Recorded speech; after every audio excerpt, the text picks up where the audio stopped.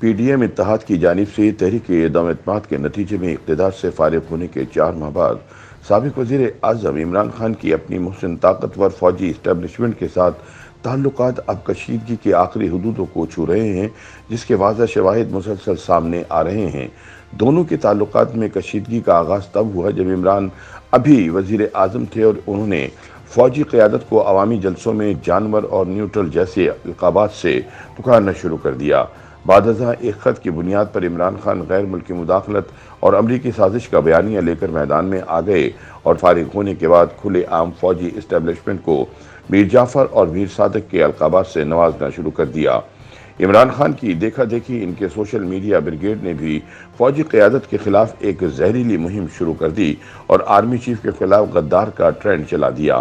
اسی طرح عمران خان کی اہلیہ بشرا بی بی اور تحریک انصاف کے سوشل میڈیا ونگ کے سربراہ ارسلان خالد کی ایک ٹیلی فونی گفتگو سوشل میڈیا پر وائرل کی گئی، جس میں سابقہ خاتون اول ارسلان کو کہتی سنائی دیتی ہیں کہ بیٹا خان صاحب کے تمام مخالفین کے خلاف غداری کا ٹرینڈ چلا دو۔ اس ٹیلی فونی گفتگو سے یہ انکشاف ہوا کہ فوج اور اس کی قیادت کے خلاف غداری کا ٹرینڈ چلانے میں عمران خان ملوث ہیں۔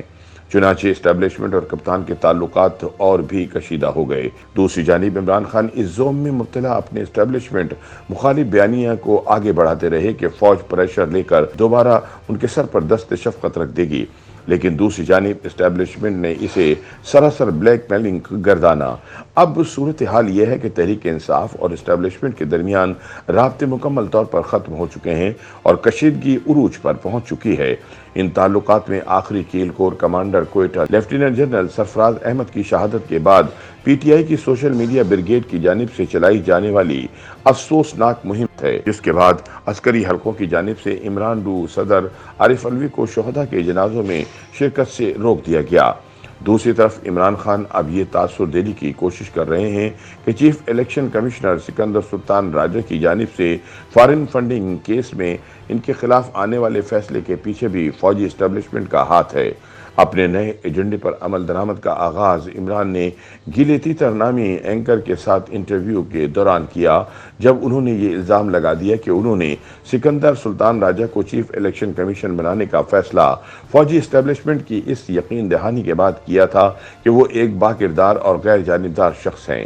عمران خان کا کہنا تھا کہ جب سکندر سلطان راجہ کا نام سامنے آیا تو میں نے نیوٹرلز کو بتایا کہ یہ شخص تو نواز شریف کا آدمی قرار دیا جا رہا ہے، لیکن نیوٹرلز نے مجھے یقین دہانی کرائی کہ سکندر سلطان ٹھیک آدمی ہے اور جانبداری نہیں دکھائے گا۔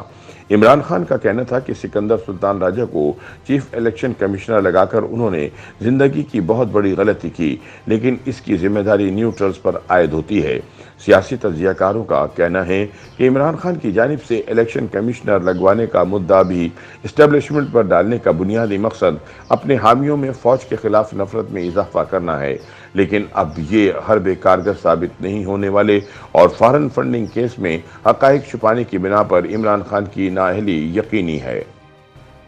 YouTube پر گوگلی نیوز دیکھنے کے لیے youtube.com کی سرچ بار میں googly news T V type کریں۔ گوگلی نیوز کے پیج پر سرخ رنگ کے سبسکرپشن والے بٹن پر کلک کرنا نہ بھولیے۔ YouTube پیج پر اپلوڈ ہونے والی ویڈیوز سے باخبر رہنے کے لیے بیل آئیکن پر کلک کیجیے۔ آپ کو ہر نئی ویڈیو کے بارے میں نوٹیفیکیشن موصول ہو جائے گا۔